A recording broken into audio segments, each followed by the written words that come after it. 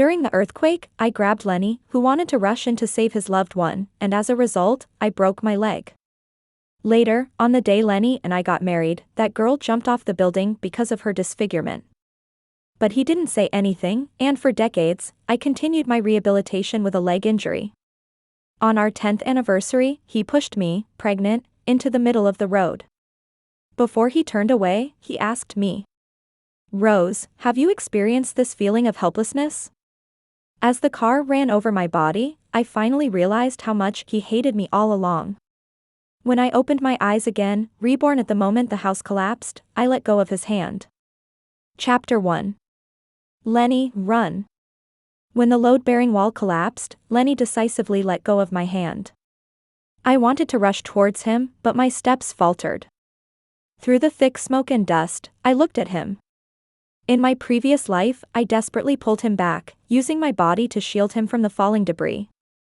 The sharp stones hit me, causing an excruciating pain that made me momentarily lose my senses. I thought I was going to die, so with the last bit of strength, I whispered in his ear, "Lenny, be happy." Later, I woke up in the hospital and saw that I only had half of my right leg left.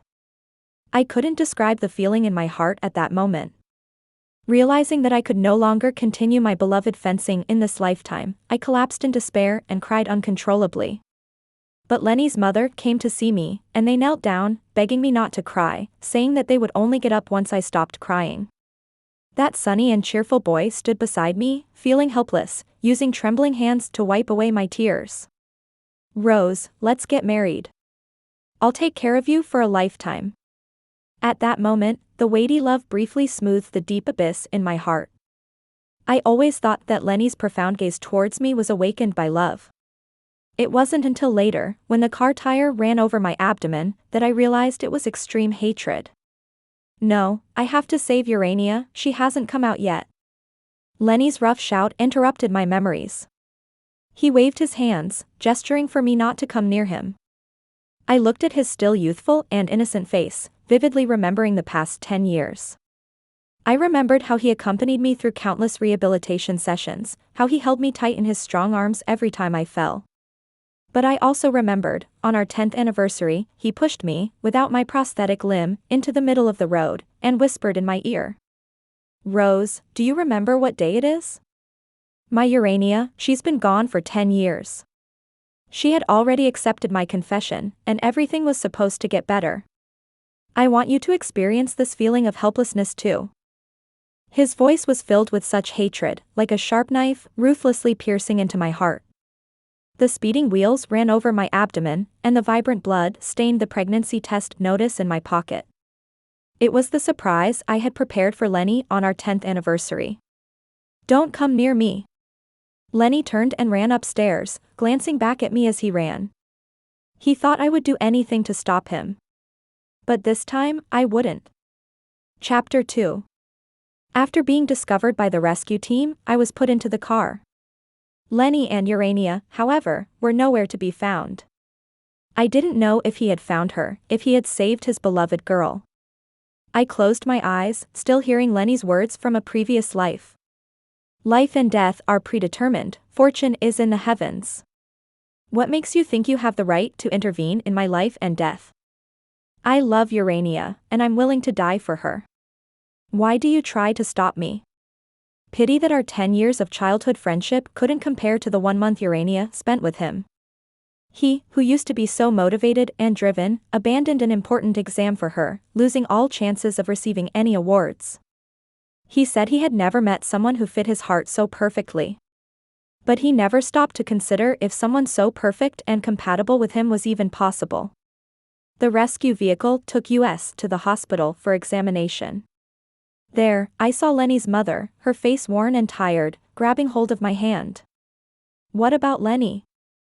I shook my head. "I don't know." "Weren't you together? How could you not save him?" I was speechless. In my previous life, Lenny's mother initially felt grateful towards me, but later she would bring up my disability, believing that her son accepting me was my good fortune. She even secretly introduced him to potential girlfriends more than once. I had lost my temper a few times, and she would clutch her heart, pretending to be ill, and Lenny would stand in front of her, silencing me. He went in to save people, I couldn't stop him. I looked at Lenny's mother, no longer having any words to say. Lenny lost his father at a young age, and his mother raised him alone. Now that he was about to graduate, if something happened to him, I didn't know if his mother would be able to bear it. How could you? How could you not stop him? You watched him go to his death with your own eyes. How could you be so cruel? People started gathering around us, and Lenny's mother clutched her chest, sitting on the ground wailing. My son has been in a relationship with her for so many years, taking care of her all this time, and now she just ran off on her own, leaving my son behind. A journalist beside her aimed a camera at me, and several passers-by raised their phones, wanting to record the scene.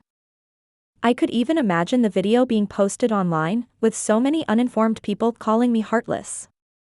But at that moment, a stretcher stained with blood was carried in from the entrance, and Lenny's mother, who had been sitting on the ground just moments before, lunged forward. It was Lenny, covered in blood, his mangled arm tightly bound with gauze, revealing a grotesque sight of flesh and blood. Chapter 3. Are you crazy? Why did you go to save people? If something happens to you, how am I supposed to live? Her desperate cries echoed through the entire corridor, but Lenny smiled palely. I saved Urania, I saved Urania. As long as Urania is safe, I'm willing to do anything. The faces of the people around them changed. Urania? Isn't that another girl? Wasn't he dating someone else for a long time? How come there's suddenly a Urania? Isn't this moral blackmail? Is your son's life more important than others? Seeing the public opinion shifting, Lenny's mother couldn't explain anymore. Her face turned pale as she fell backward, no longer babbling. It seemed that this time, it wasn't an act. The medical staff hurriedly rushed to them, and I turned and walked into the adjacent examination room, no longer paying attention. The examination results were normal. When I left the hospital, I heard news about Lenny. It was said that he survived but lost an arm and needed amputation. In this life, the roles had reversed. The injured person became him, and the one who saved his loved one became him as well. In the future, I hope Urania can accompany him smoothly on the path ahead. I stood outside the ICU, looking at the flashing red light, and the face of Urania from the previous life appeared in my mind. When the walls were shaking and everyone was running out, Urania held her phone with a determined tone. Tell me you love me, or I'll die right here. I won't run, Scott. If you don't promise me, I won't live. I had seen her on and off relationship with that senior from the directing department, and I had heard her mocking her female friends, saying, Lenny? I'm just playing with him. I'm not serious. How would Scott know what it feels like? So, I wanted to stop Lenny. I wanted to help him escape from the fate he shouldn't have, even if he had feelings for someone else, even if he cruelly pushed me away for someone else. But I still cherished our years of friendship, and for the sake of my own conscience, I wanted to pull him out of the quagmire. But since he was determined to jump without hesitation, it was just as he said. Life and death are predetermined, fortune is in the heavens. Chapter 4. Seeing Lenny again, it was already a month later. His pride, his right hand for basketball, has been severed. His right arm is barely a stump, wrapped in bandages, making it difficult for him to move. Lenny's mother seems to have aged 10 years. Her voice is hoarse, unable to produce any sound. I brought a bouquet of flowers to welcome him as he was discharged from the hospital, calmly telling him that we were breaking up. Lenny didn't try to stop me because during his recovery, Urania came many times. She cried and professed her love for him, promising to be with him for a lifetime. I think this is a good ending for both of us. After Lenny left, I stood in his half-empty hospital room, lost in thought. This was the place I stayed in my previous life. I thought Lenny could save me, but now I understand that the only one who can save me is myself. As I glanced aside, expecting to see Lenny and Urania in a loving embrace, I instead saw the petite girl embraced by Scott, passionately kissing each other, their eyes fixed on me. Suddenly, my phone rang, interrupting my gaze. I picked it up, and it was my mom calling. As I answered the phone, I lowered my head, and Lenny had already reached the ground floor. Scott was nowhere to be seen by Urania's side. She rushed into Lenny's arms, holding a bouquet of vibrant roses, with a smile of pure happiness on her face. "Hello, Mom." I answered the phone, but my gaze never left the scene downstairs. Unaware of everything that just happened, Lenny wanted to embrace Urania, but struggled with his missing arm, failing in the end. "Rose, where did you go?" My mom's voice sounded urgent on the phone. In my previous life, she was devastated when I broke my leg, but she never blamed Lenny. However, after we got married, she mentioned a few times in private that Lenny was deep and mysterious, unsure if he was a good choice. But Lenny was always so obedient in front of her, and he was especially gentle with me. I even had a few arguments with her, telling her not to overthink things. After being reborn, I finally understood that it was intuition, an intuition born out of love. If only I had listened to her words earlier, perhaps the outcome would have been different. "Don't worry, Mom. I've already said goodbye to Lenny." I softened my tone, but in that moment of looking down, I felt an electric shock throughout my body. Scott, not far away, with his hands in his pockets, stood among the flowers, looking up. When our eyes met, a mischievous smile played on his lips. He brought his index finger to his lips, making a shh gesture. There was a hint of danger in his eyes, as if warning me not to speak out of turn. Chapter 5. In fact, it is not surprising that someone like Urania, with her abundance of admirers, is flourishing romantically. Even in the performing arts department, where beautiful women abound, she stands out with her captivating presence. Her narrow and deep eyes seem to be filled with a galaxy of stars, possessing a mesmerizing charm when she looks at others. It is said that several renowned directors have already offered scripts to Urania, but she has declined them all, stating that she wants to save her debut for Scott. Unfortunately, in my previous life, her proud face was marred by the earthquake, and her beauty was completely destroyed. At that time, Lenny had left me, who was in the midst of post-operative recovery, to secretly visit Urania. However, without exception, he was rejected every time. He always thought that Urania refused to see him because of her disfigurement, and that she had given up hope because I forced him to marry me. Little did he know that on the day Urania jumped off the building, Scott posted a status update with a photo of him holding hands with another girl, exuding a sweet and enviable affection. Sadly, even after 10 years of hardships since losing my leg, I never managed to make up for the regret Urania left in Lenny's heart. He attributed all of her suffering to me, without realizing that she never considered him significant from the beginning to the end. Back then, I was almost in despair, and now I realize that my so-called infatuation and Lenny's oblivious one-sided affection are no different. Chapter 6. When I returned to school, it had already been partially rebuilt. We were facing graduation, and everyone was sending out resumes. In my previous life, Lenny excelled in every aspect, and his dignified appearance quickly caught the attention of HR personnel. But now, he can only sit in front of small companies that show no interest, clumsily writing his name with his awkward left hand. Although most companies didn't say anything directly, the look in their eyes when they glanced at Lenny was more sympathetic than admiring. The despair I once experienced, viewing it with cold eyes, he is now experiencing it firsthand. "Rose, I'd like to ask about your attitude towards career and family relationships." The interviewer in front of me held my resume, looking interested. Single young women always face some degree of scrutiny during job interviews, and I understand that. I turned my head, memories dancing in my mind, and after a moment, I spoke firmly. "I was born to be a mountain, not a stream." The interviewer had a moment of surprise, but after a while, she smiled gently and nodded. "All right, Rose. One last question. You have chosen the position of wheelchair fencing coach. Can you tell me what special significance it holds for you?" My hand, which had fallen to the table, reached down to my right knee. I slowly rotated my ankle, the joy of rediscovery still lingering in my heart. In my previous life, I faced repeated setbacks, and I developed a deep hatred for the sport of fencing that I once loved. Every time I saw my favorite competitions on TV, I would go mad and smash the television. It wasn't until much later, when my state of mind calmed down a bit, that I tried to understand wheelchair fencing. The female coach I met at that time handed me a sword and said that even without legs, as long as I grew wings, I could still fly.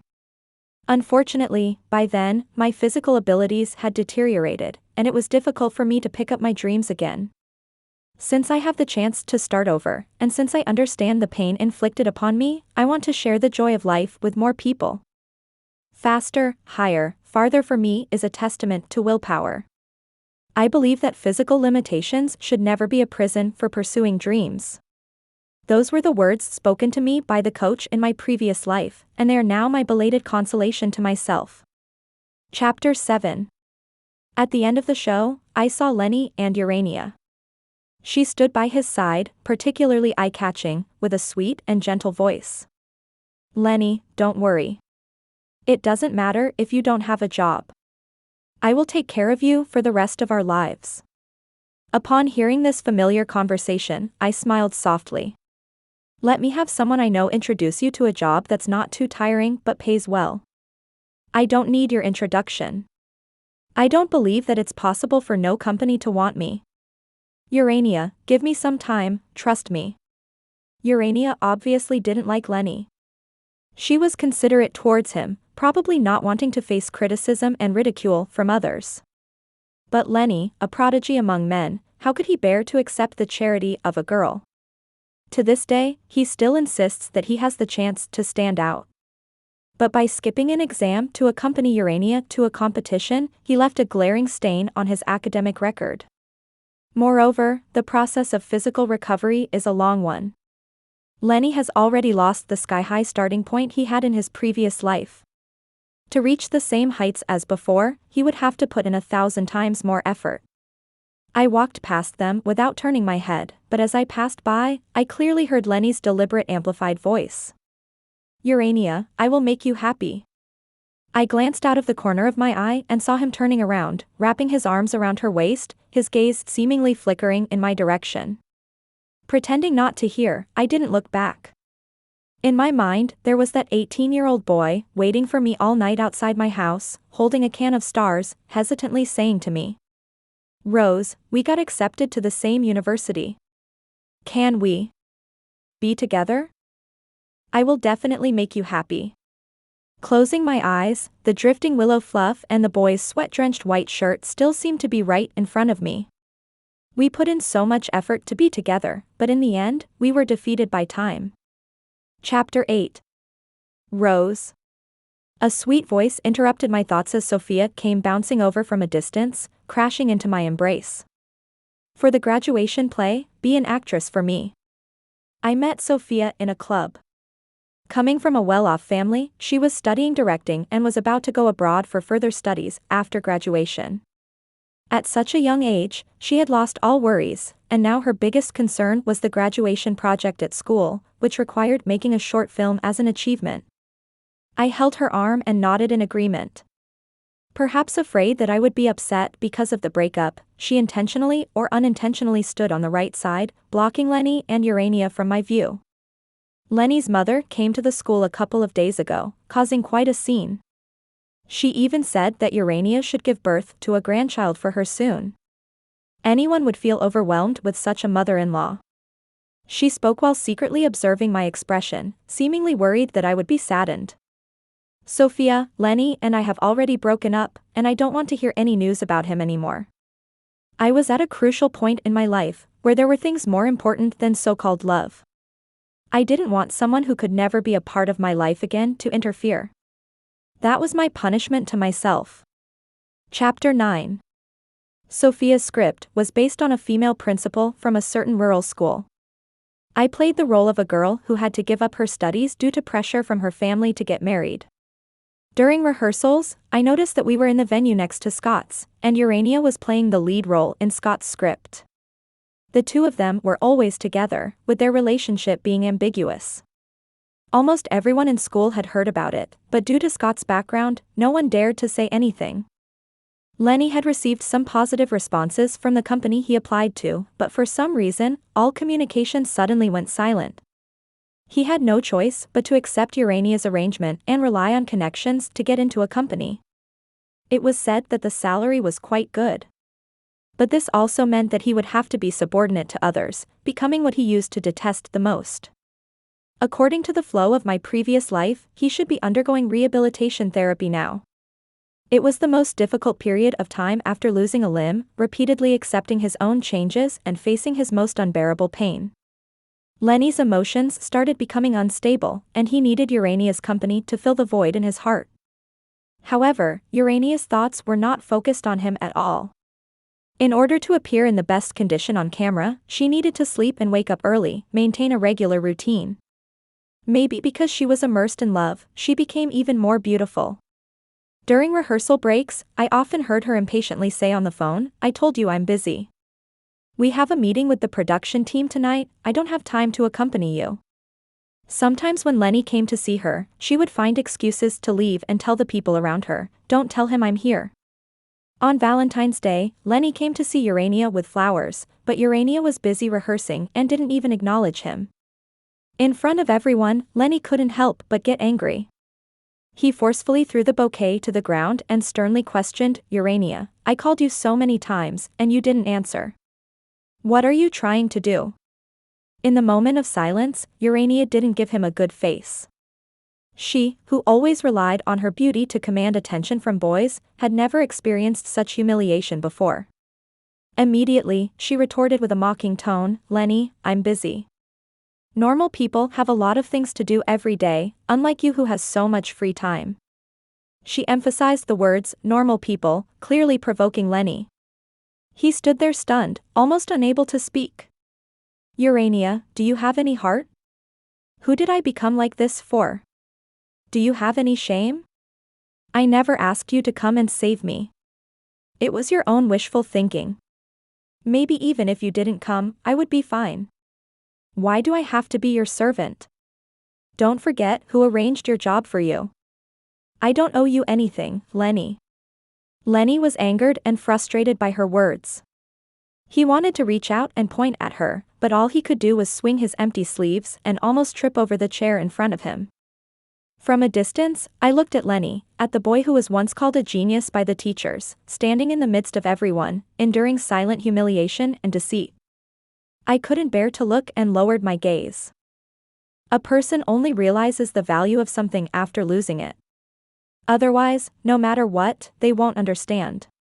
Just like Urania, who was always protected, she would never know what she would become without Lenny. Just like Lenny, he would never know what his situation would be like if I hadn't reached out to him. That's why he didn't appreciate me back then, just like Urania doesn't appreciate him now. Chapter 10. That day, the rehearsal schedule was disrupted, so after everyone left, I stayed behind to continue practicing my moves. In the short film, I played the role of a martial arts actor who emerged from the mountains. I had to showcase my sword fighting skills at the end of the movie. However, since I had come back to life, my movements were rusty, so I kept practicing over and over again. Later, the lights on the stage went out, and in the dim lighting, I raised my sword to thrust forward, only to suddenly notice a blurry figure sitting in the audience.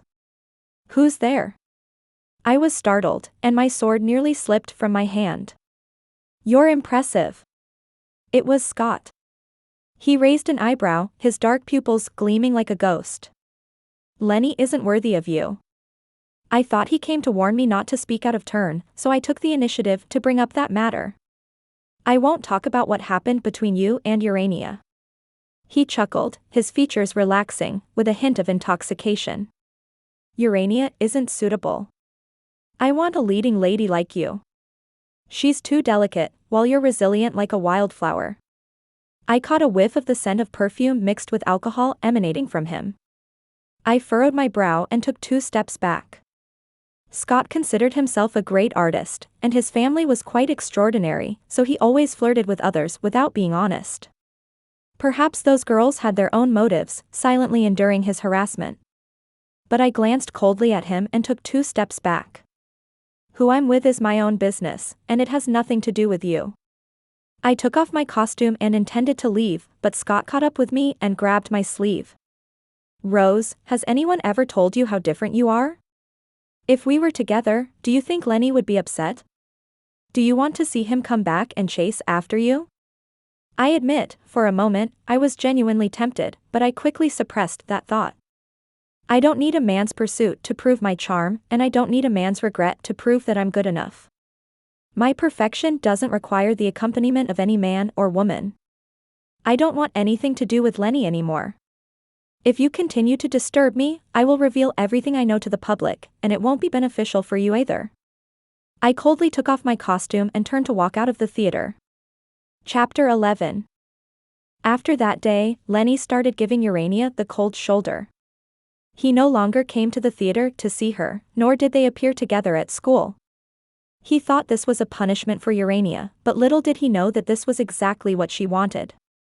On my birthday, Sophia rallied the entire cast to celebrate for me. That day, while we were at the hotel, I received a nameless text message. Rose, happy birthday. The address made me instinctively think of Lenny.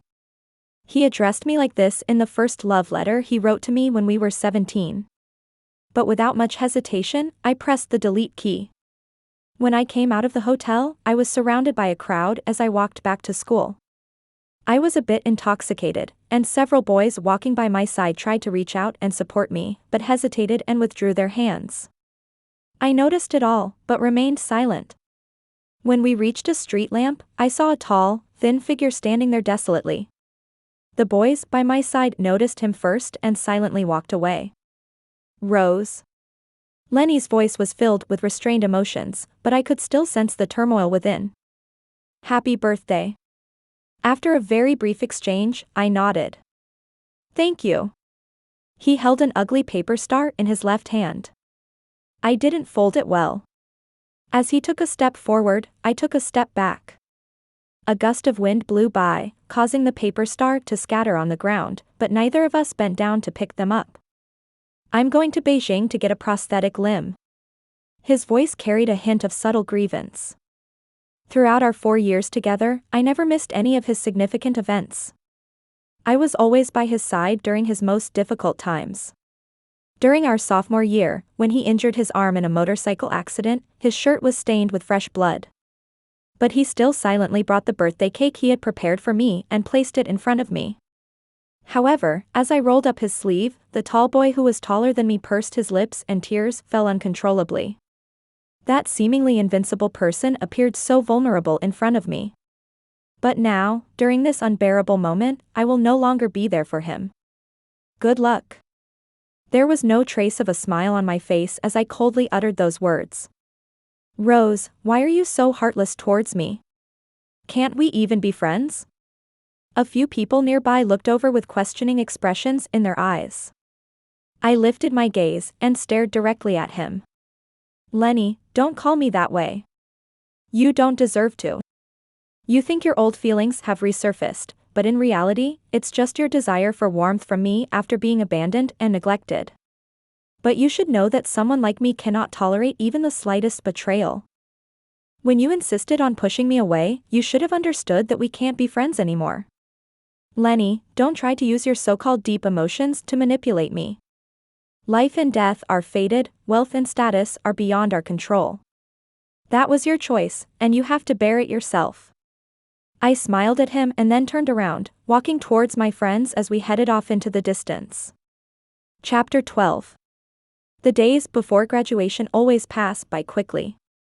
In the daily rehearsals, time unknowingly flew by and it has already been a month. Scott started sporadically sending me expensive gifts, sometimes a luxury brand ring hidden in a bag, sometimes a limited edition dress that was hard to find. I knew it wasn't love at first sight, just a game for Scott to pass the time. I didn't pay much attention to it because I had already received an offer from the provincial coach. I started getting involved in coaching and my plan was to train the newly formed fencing team. In 3 months, I would lead them to an important competition.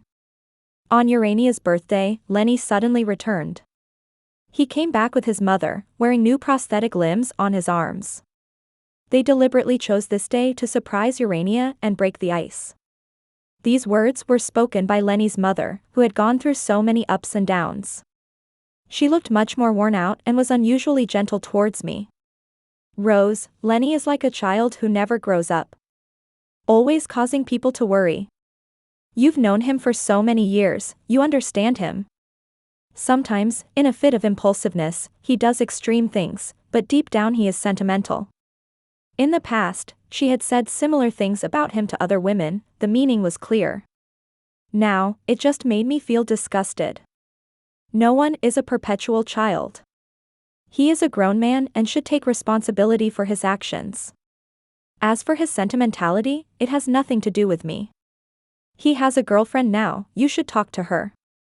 After saying this, I tried to leave, but Lenny's mother held on to me. Auntie values you and is willing to matchmake you. Otherwise, as you know, he has a good relationship with the current girl and has a job. To put it bluntly, if Lenny hadn't lost an arm, it wouldn't be your turn. Whenever she talked about her son, she still had a proud tone. It seemed that she hadn't told Lenny's mother about him using connections to find a job or his arguments with Urania. Lenny's mother didn't actually like me. She just thought Urania was not well behaved enough, so she wanted me to take over this mess. In the past, I had experienced how difficult she could be. I was a bit curious about what kind of sparks would fly when this pampered princess met Urania, who couldn't stand the slightest injustice. Then I wished them success, all right? I wish them a long and happy life together. You don't need to go to great lengths to matchmake us. I am not deserving of your precious son. Lenny's mother let out a cold snort, grabbed her bag, and huffed away. But in that moment, when her hand was in front of me, I noticed her fingers were swollen like drumsticks, a clear sign of clubbed fingers. It seemed that her heart condition had worsened. I immediately changed the subject, afraid that saying anything more provocative would upset her. Mom, come on, let's go find Urania. Lenny's voice came from the hallway as she opened the door. Then, a group of people entered, lively and filled with laughter. I closed the door, crouched down, and silently organized the props. Sophia said that Lenny booked a large hotel, so many people from both crews went there to join the fun. Naturally, I wouldn't participate. Once I finished packing, I left. Nowadays, I have to go to the provincial team for training every day, so I don't have time to listen to this news. However, as I reached the school gate, I saw an ambulance rushing in, and groups of students running towards the performance building. Hurry, hurry. I heard that a senior from the acting department was caught cheating by her boyfriend. Chapter 13. Later, Sophia told me what happened. She said that on that day, a group of people eagerly pushed open the door to the dressing room, expecting to see Lenny and Lenny's mother. Instead, they saw Urania and Scott embracing in disarray. Lenny, upon seeing this scene, stood frozen in place, unable to utter a word. Lenny's mother was even more enraged, her face turning pale. She rushed forward, grabbing Urania by the hair, intending to hit her. But Urania kicked her in the chest, knocking her down. Lenny also stepped in to help, engaging in a scuffle with Scott. All of this was captured by someone in the crowd, who had been holding a camera to record the surprise. I waved my hand, indicating that I didn't want to hear any more, but Sophia continued. It's not over yet. In the chaos, someone accidentally pushed Urania, and she fell to the ground, bleeding profusely. I was completely shocked, and I choked on my drink. I heard that Urania was already 3 months pregnant. Now, the child is gone. I wonder how they will handle it in the end. Calculating the timeline, Lenny and Urania hadn't been together for 3 months. I didn't know how Lenny, who was unaware of this news, would react. Lenny's mother is also in the hospital. It seems her heart condition worsened, and she was almost not saved. She's still in the ICU. Rose, you're really lucky. Breaking up with Lenny back then was the right choice. Don't get involved in this messy situation they have now. You're fortunate. Lenny was always smooth when he was with you. It's a pity he didn't know how to cherish it. He deserves the situation he's in now. Sophia continued to talk animatedly, her words a bit extreme, but I knew she was standing up for me completely. All right, Sophia, let's not mention Lenny anymore. He's just an ordinary person I've known for a bit longer now. Let me show you the young girl in our team from the other day, look at how beautifully she executes her moves. I took out my phone, and on the screen was a girl who had lost her legs due to polio, raising her sword high and skillfully delivering a decisive blow to the throat to her opponent. Before joining the training, she almost succumbed to her parents' pressure and married a deaf-mute man she had never met. But this skill allowed her to boldly say no to the family members who bullied her. "Rose, you're amazing." Sophia's eyes welled up with tears as she gave me a tight hug. "When I become a director in the future, I will definitely turn your story into a movie." Chapter 14. The graduation exam arrived as scheduled. Sophia's short film was a great success. At the end, a group of girls held hands tightly and recited loudly, "I am a high mountain." Amidst those recitations, I put on my fencing uniform and showcased my swordsmanship on stage. I desire to overlook the mediocrity of the ordinary valleys from the pinnacle of the mountains. As my flowing robe soared, I seemed to see a speeding car and a woman sitting helplessly in a wheelchair, her eyes filled with tears, singing in despair. "Save me, who can save me?" Across the timeless space of never meeting again, I answered her question. "I will save you, I can save you." And so, the traffic came to a halt, the bulging belly returned to tranquility, and I grew legs again, standing up and pulling myself to safety amidst the swirling dust. Having reincarnated, I will love myself dearly. The applause thundered from the audience. I saw Lenny, sitting among the crowd, crying uncontrollably. The first person to stand up and offer flowers turned out to be Scott. I saw him holding a bouquet of roses that almost completely blocked his entire body, walking towards me. "Rose, you look beautiful today." The center of that bouquet shimmered, with words written clearly. "Rose, I like you." But I didn't accept. In the end, it was Sophia, in her role as the organizer, who took the flowers on my behalf, and politely responded to him. "Thank you for your support." While packing my belongings backstage, a figure stood at the door, looking straight at me. When I turned around, it was Lenny. He walked over and opened his arms to me with all his strength. "Rose, we're graduating. Can I hug you?" We both knew that after this period of time, we would never have the chance to see each other again in our lifetime. I saw the section of his robotic arm exposed from his sleeve, and in the end, my heart softened. "Rose, I wish you happiness." His voice choked up. In this new life, these words became his farewell to me. It turns out that fate's twists and turns can be strangely amusing. If back then, when I rushed in, you could have pulled me back, how good would that have been? I would have realized my mistakes. "Rose, I'm sorry, I was wrong." Lenny's lips trembled slightly as he lowered his head, tears falling to the ground in resignation. I smiled. "Lenny, someone who dares to do but doesn't dare to admit is a coward. If you have no regrets, I can still respect you a little. You don't need to seek my forgiveness because you're not important to me. Similarly, you are the same to me. We will never meet again in this lifetime, and that is our blessing." I finished packing my bags and left the performance room. This time, all the darkness of my past should finally come to an end. Chapter 15. After leaving school, I rarely paid attention to the news about those people. I only learned about Lenny's mother's surgery, where she had a severe bleeding episode and almost couldn't make it through the operation, Urania causing a scene at Lenny's house, and Lenny struggling to pay for the surgery after losing his job and asking classmates for loans, all from Sophia. Only Scott repeatedly messaged me, constantly sending greetings and informing me that he had broken up with Urania, asking if I wanted to be the lead actress in his movie. I never replied. To me, a man who tries to force others to comply using wealth and power is not someone I admire, rather, they are quite disgusting. I was busy coaching the team members for the competition, exhausted from the long days. With the competition just 10 days away, I led the team on a trip to the competition venue. Adaptation to the venue usually takes more time for disabled sports, so I was particularly worried during the journey, fearing any mishaps that could affect the competition. However, on the evening of our arrival at the hotel, I received a sudden call from Sophia. "Rose, have you seen the trending topics?" She sounded hurried and hung up, sending me a video. In the video, it showed Lenny's mother shouting at me in the hospital on the day of the earthquake.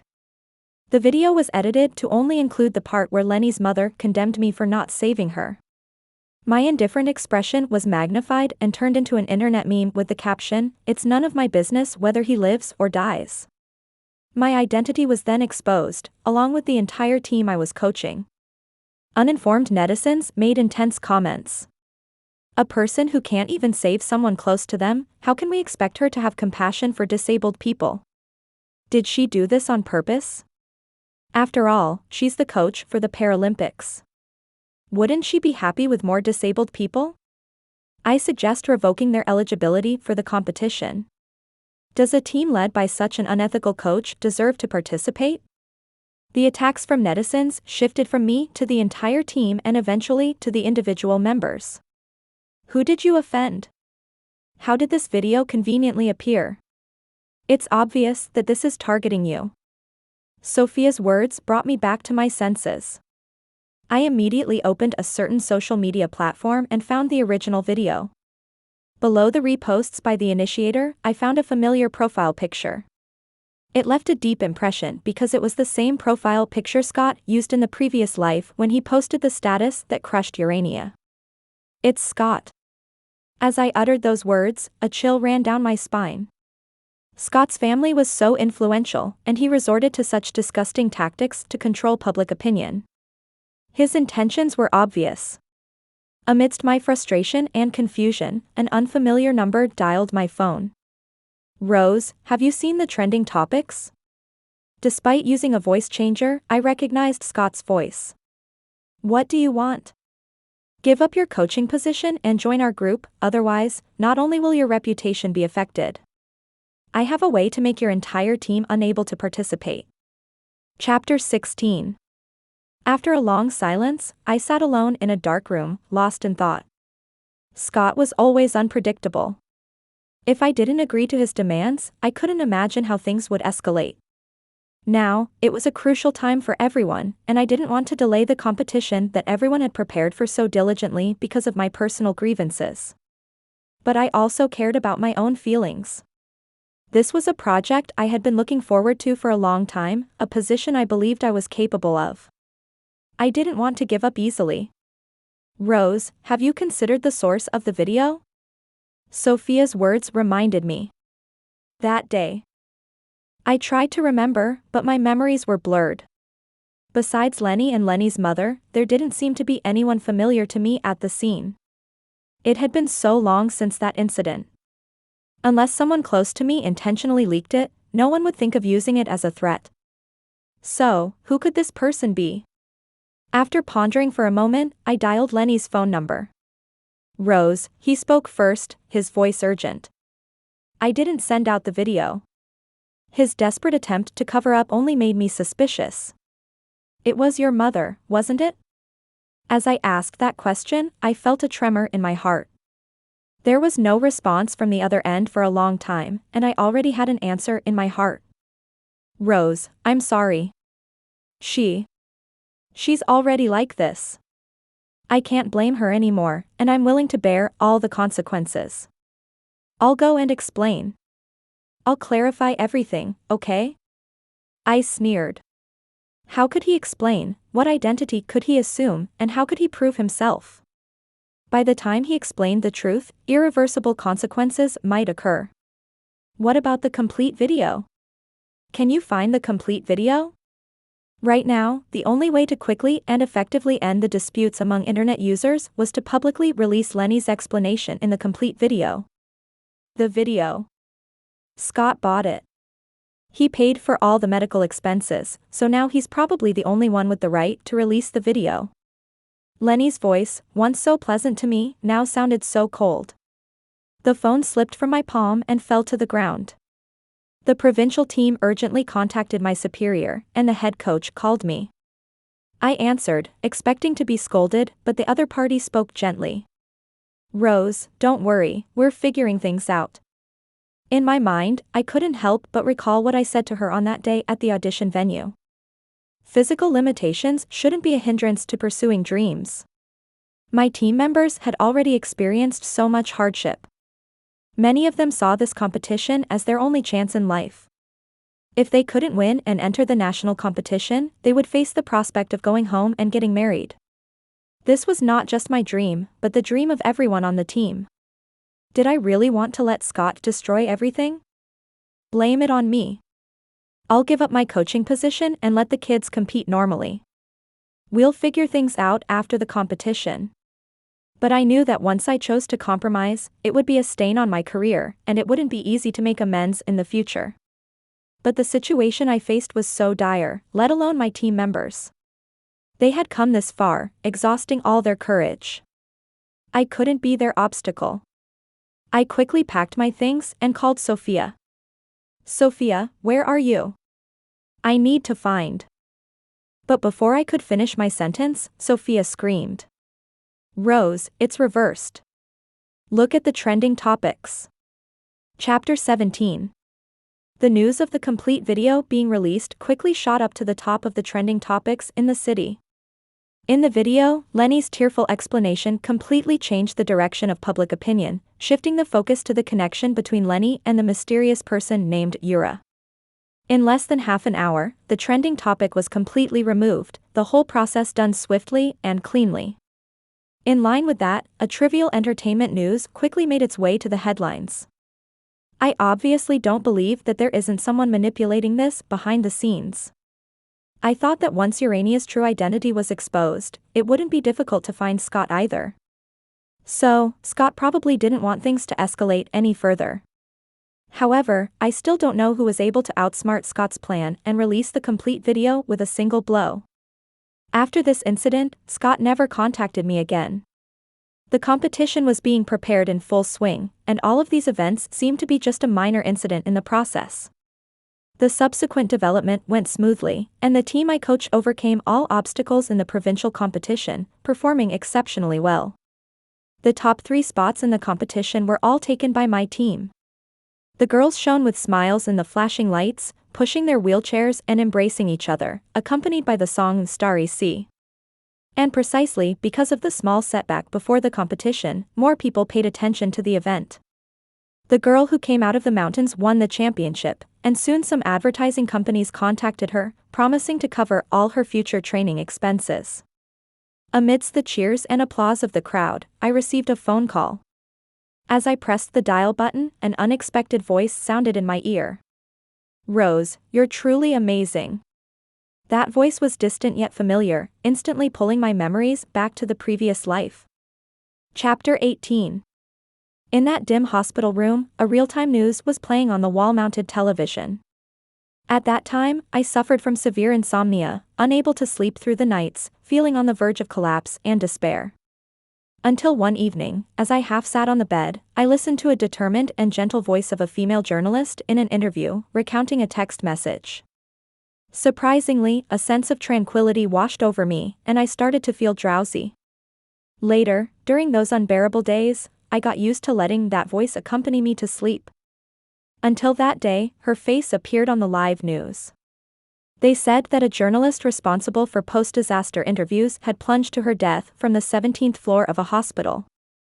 The summarized cause of death was that witnessing too many injured people during the earthquake had stimulated her, leading to a desperate act of self-destruction. The program replayed snippets of her interviews from before, every time offering comfort, with a resolute and uplifting tone. I didn't know what had happened to her that would make her suddenly jump to her death overnight. I just felt that the whole incident had an underlying sense of inconsistency. Now, as I hear this voice again, my eyes became moist in an instant. We arranged to meet at a cafe.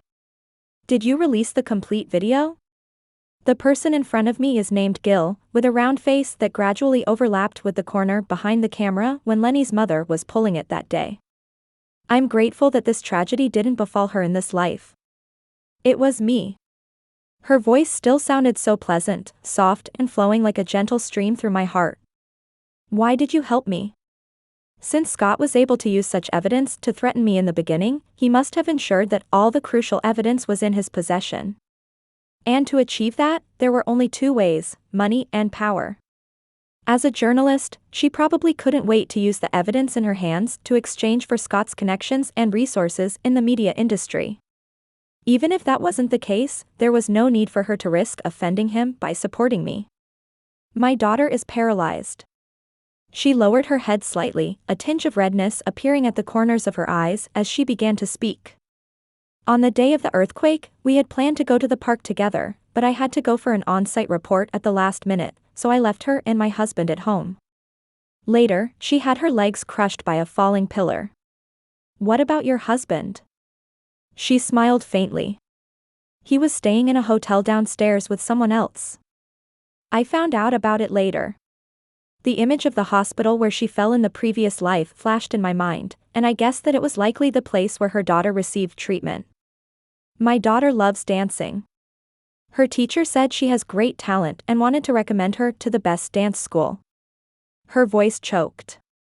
She's so young, how can she handle all of this? She resisted treatment and her condition was always poor, until she looked up at me. During the post-disaster reconstruction, I attended the autumn recruitment at your school, and I heard what you said. I told my daughter your words and showed her videos of wheelchair fencing.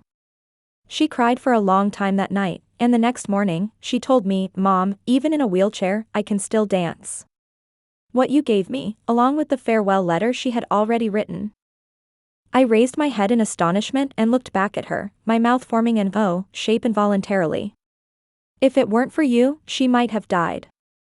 If she wasn't in this world, I don't know if I would have the courage to go on. The black and white photos from the previous life seemed to still be in front of me, and my heart trembled suddenly. I had never imagined such an outcome happening to me. Scott contacted me and demanded an exorbitant price for a video, but I told him that the camera was malfunctioning that day and I didn't record anything. Her daughter's serious illness and the ongoing divorce lawsuit with her ex-husband, these heavy difficulties undoubtedly required a large sum of money, a hardship she didn't mention, but I knew.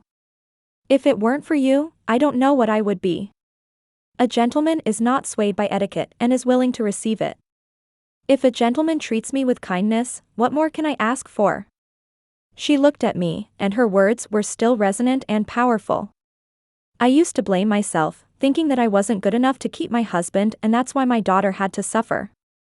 But you said it well, we are mountains, not streams. Why should we stop because of small obstacles? What I should do is make him pay the price. If your story must have a savior with a twist ending, I hope it's a woman. Aren't we always fighting foolish men who cause chaos? Our swords can also be pointed at those cowards. She left with these words, and then she was gone. Chapter 19. When the entertainment news exploded, I was attending a celebration banquet for the fencing team. This time, Scott became the one who reached the pinnacle. What was exposed was the explosive news footage taken during Urania's birthday. In the video, the disheveled two of them hurriedly separated, followed by Lenny holding flowers, wearing a stunned expression. The relationship between the three of them was discussed, escalated, and ultimately ignited public opinion. I don't know how Gil managed to obtain this video from Scott's good friend, but I know that those who betray will eventually be betrayed, and those who gather for personal gain will eventually disperse when the gain is exhausted. This is the cycle of nature. Urania's performing career just started to take off when it hit a stumbling block. Netizens compared her to the girl in the video and took a long time to confirm it was her. It wasn't until I saw her recent photo that I realized the stunning beauty she once was has faded away. Seeing that there was no way to turn things around, her manager also came forward and publicly stated that Urania had become mentally unstable after the heartbreak, constantly undergoing plastic surgery. After several failures, her naturally beautiful foundation was completely gone, and in her early 20s, her face had become stiff and unrecognizable. Without that face, she became a complete scapegoat for attracting firepower, her reputation in tatters. Even the statement she made privately to her good friend. Lenny. I'm just playing around with him. If I didn't do something real, how would Scott know what it feels like to be hurt, was also exposed. I don't know if Lenny follows entertainment news, and I don't know what his reaction would be upon hearing this audio. In the end, the whole incident concluded with the revelation that the investor behind Scott was involved in tax evasion, and it was said that the self-righteous figure had a history of extramarital affairs and was ultimately exposed by his own former wife. Now, he awaits the consequences of the law. We will continue to follow the further development of the situation. This is Gil, reporting for our station. At the very end of the news, a familiar voice echoed in my ears. The woman's eyebrows slightly curved, her tone so light and graceful, yet with a sense of relief and detachment. Chapter 20. It has been many years since I last saw Sophia. After studying abroad and returning to avoid the pressure of getting married, she accidentally became a renowned director while striving to prove herself in the film industry. She reached out to me, saying that a movie based on my life was already in the works. Many talented directors emerged from her generation, but Scott, who was once highly esteemed, ended up in a miserable state. Nowadays, people in the industry have no idea about his whereabouts, proving that he has been completely forgotten by the world. Sophia asked if there were any specific lines I wanted to keep in the script, and I wrote a sentence for her. Many years ago, there was a person who lost hope in life. He told me, life and death are predetermined, wealth and status are in the hands of fate. But what I want to tell you is, as long as you refuse to accept defeat, it can also be, my fate is in my own hands. I told Sophia that I wanted the first group of students I mentored to be the inspiration for the characters in the film. The young girl who was once dark and thin had become a champion in the Paralympic Games. Every year, she would send me a photo, and in those pictures, the girl had shed her awkwardness and smiled radiantly. It was a beauty that rivaled Urania's, a beauty brimming with vitality. Sophia invited most of the students I mentored to participate in this performance. Those girls said I was their savior, that I saved many people who had lost hope, and unexpectedly, I could empathize with them. I gave many people the courage to embrace life. But no one knew that my initial desire was simply to save myself. Yet, in the midnight reverie, I heard the words of the woman sitting in the wheelchair. She said that when a person saves themselves and learns to love themselves, they emit a courage they never imagined. This power is what the world truly needs, the utmost value of becoming the protagonist in one's own life. And I am grateful that this time, I became the protagonist in my own world.